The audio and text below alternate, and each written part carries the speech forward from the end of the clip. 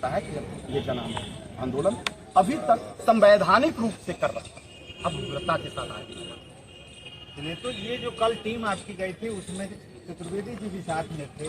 आप मध्य प्रदेश से आ रहे हैं, मध्य प्रदेश छत्तीसगढ़ से, और वहीं पे आंदोलन जो हुआ था उसके बाद होटल की घोषणा हुई थी। क्या कहेंगे, क्या लग रहा है, अब कुछ उम्मीद बची है कि अब लोग हार मान जाए? नहीं, हार तो नहीं माना, अपना पैसा देख तो हार माने और जंग करना चाहिए और लड़ाई से पैसा मिलता है। ऐसा कौन सा है जब जब वो लोग लड़े हैं वो नहीं जीती। आज जो सहारा के अंधभक्त बार बार कह रहे हैं ऑफिस खुलेगा, सियासी का से लेकर पेमेंट, कल जो सियासी कार्यालय हम लोग गए, जो हमने वहाँ देखा वो हमने पाया, चाहे सियासी के कार्यालय का जितना भी स्टाफ है देश के लेकर उसको गुमराह करने का मौका मिला। काउंटर पे जैसे जाते हैं तो कंप्यूटर लगा के रखा है, 3 स्टाफ के कर्मचारी बैठे हुए हैं और वो वहीं से टाल के भगा देते।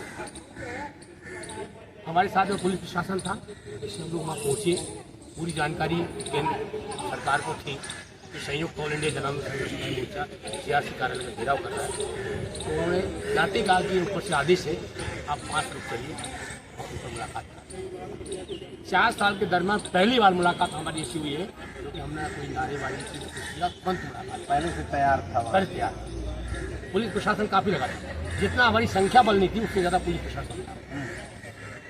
गए हम लोग वहाँ, पुलिस प्रशासन से वो काउंटर पे जो व्यक्ति बैठे थे उनसे भी झड़प हो गई। झड़प इस बात की होगी, पुलिस प्रशासन का व्यक्ति वहाँ खेल रहा था, उस पर अकड़ गया। उन्होंने कहा ये पुलिस अपराधी है, उन्होंने कहा ये मंत्रालय का ऑफिस है, बोले मैं भी मंत्रालय में आता हूँ।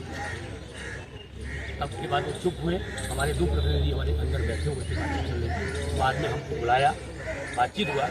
लेकिन मैं यहाँ पर ये कहना चाहता हूँ कि हमने कुल मिलाकर के पाया कि आज जो इस भ्रम भ्रांतियाँ में बैठे हुए हैं, 50,000 मिलने के बाद 5 लाख मिलेगा, 25 लाख मिलेगा, 50 लाख मिलेगा, ऐसा नहीं मिलेगा। टोटल सीआरसी इसमें क्रेडिट कोऑपरेटिव सोसाइटी का जो पैसा गया हुआ है, 65,000 करोड़ रुपए का ट्रांसफर एमए वैली में उन्होंने दिखाया और 6,700 करोड़ रुपए दिखाया उन्होंने इसमें रियल इस्टेट हाउस में 6वीं पैसा ट्रांसफर, जिसमें से 5,000 करोड़ रुपए जो लेके आ गए, 1,700 करोड़ रुपए इनके पास और बचा हुआ। आपके माध्यम से, चैनल के माध्यम से मैं ये देश के लोगों को आगाह करना चाहता हूँ, अगर अभी भी अगर आप लोग नहीं जागे और नहीं लड़े तो आप पैसा मिलेगा नहीं किसी को।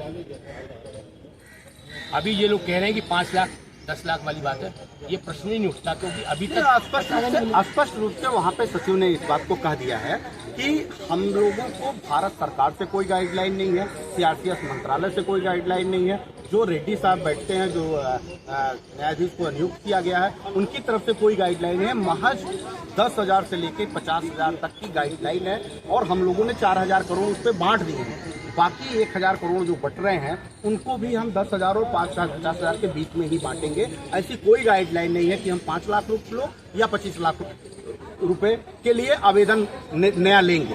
तो फिर ये जो सिंडिकेट लोग बैठे हैं वो लोग प्रायोजित होकर करके देश के लोगों को गुमराह करके उनसे सिर्फ धन वसूली करने के नाते पोर्टल में दावा पेश कराने की बात कर रहे हैं। ऐसा कुछ भी नहीं है जिसके कारण वो पैसा मिल जाए।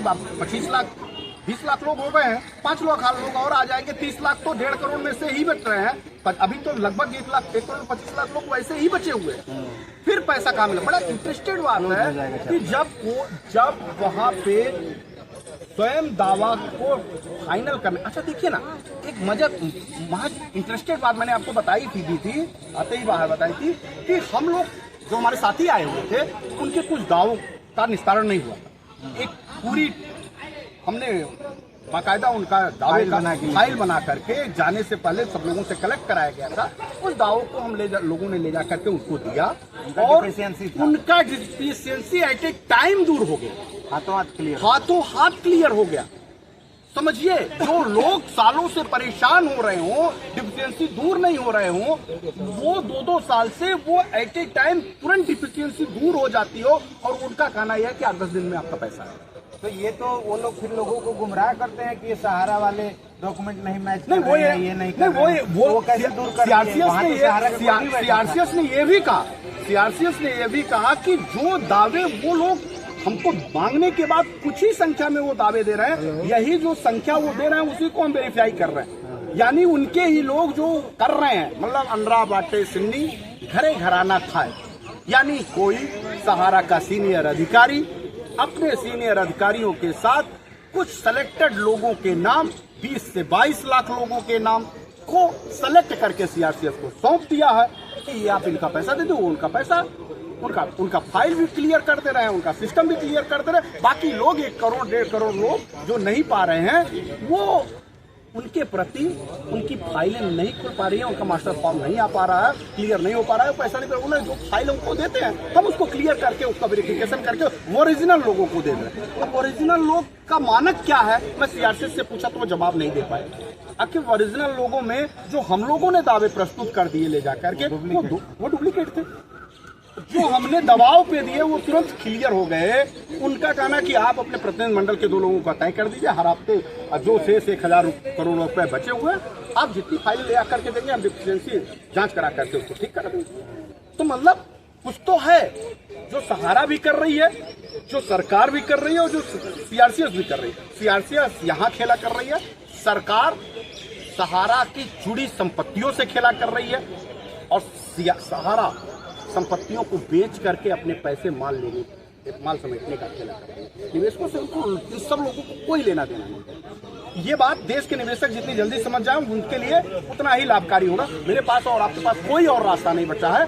हम ओरिजिनल तरीके से दावेदारी प्रस्तुत करके सुप्रीम कोर्ट पहुंचे और सुप्रीम कोर्ट के जितनी जल्दी संज्ञान में, लोग ये कह रहे हैं सुप्रीम कोर्ट नहीं हमारी बात, सुप्रीम कोर्ट में जो केस चल रहा है ना, वो सुप्रीम कोर्ट में जनता का केस नहीं चल रहा, सेबी और सहारा का केस चल रहा है। जनता का पक्ष आज तक सिर्फ अभी पहली हियरिंग जो हम लोगों ने प्रस्ताव कराए थे, जिसको क्या नाम है चीफ जस्टिस संजीव खन्ना जी ने सुना था, वहीं तक जाकर के रही है। तब जाकर के उनको ये जानकारी हो पाई है। जैसे ही वो हियरिंग शुरू हो जाएगी वो जानकारी आएगी कि वास्तविक निवेशकों की संख्या क्या है जिनको पैसा नहीं मिला।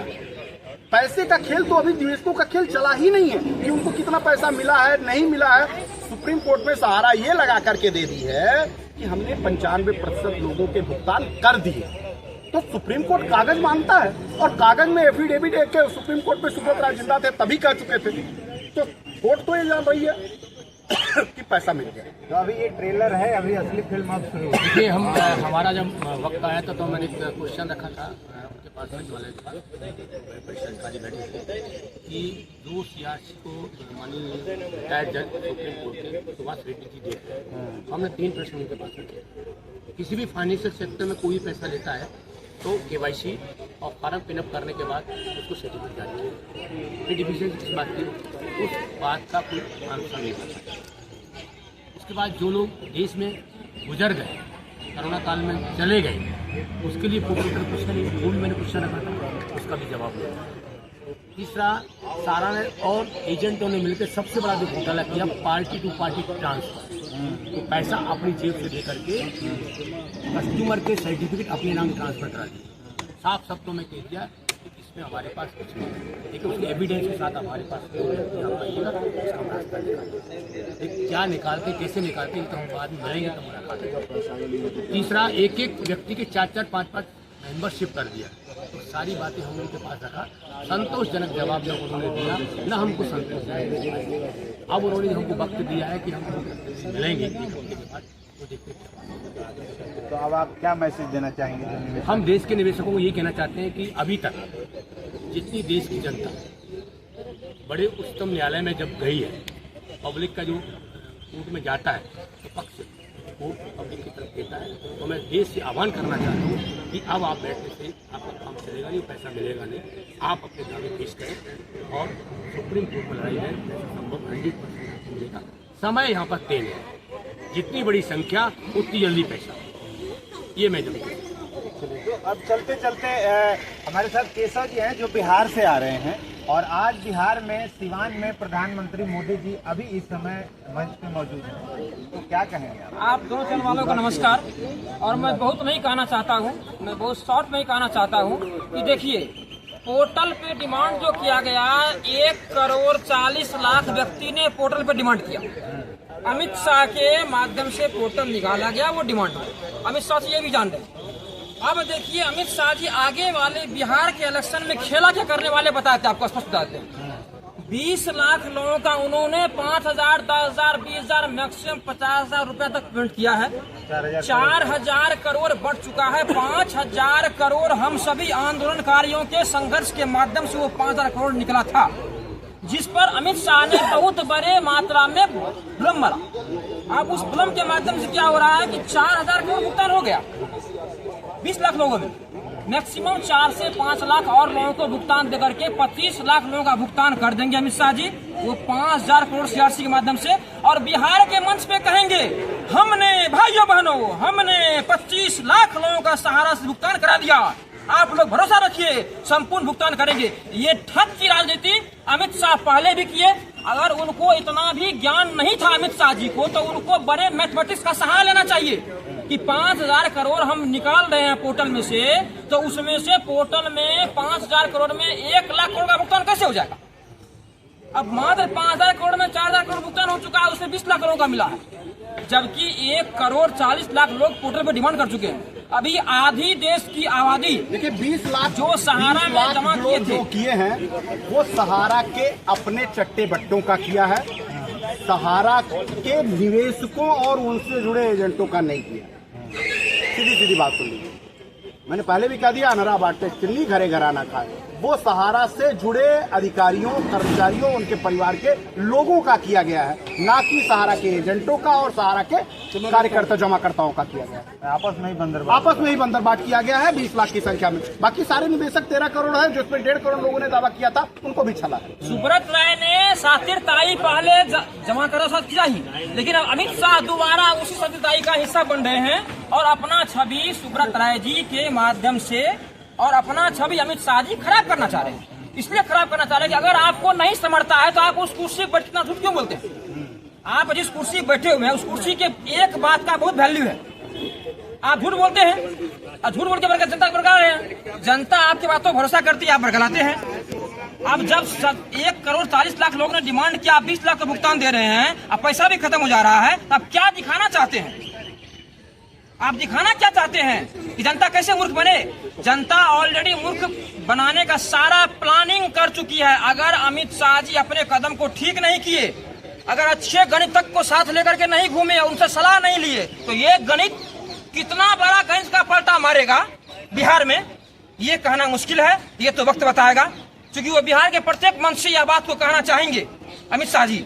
ये फिर झूठ पे झूठ परोसने का प्रयास करेंगे, लेकिन हम लोग अलर्ट हैं और देश के संपूर्ण सहारा के जमाकर्ताओं से यही कहना चाहेंगे कि अगर आप लोगों ने पीएलआई के माध्यम से संगठन के द्वारा कोर्ट का शरण नहीं लिया, तो अमित शाह झूठ बोल करके फिर दोबारा वोट तो ले ही लेंगे, लेकिन आपका भुगतान इस जन्म में तो नहीं होगा, अगले जन्म के लिए इंतजार कीजिए।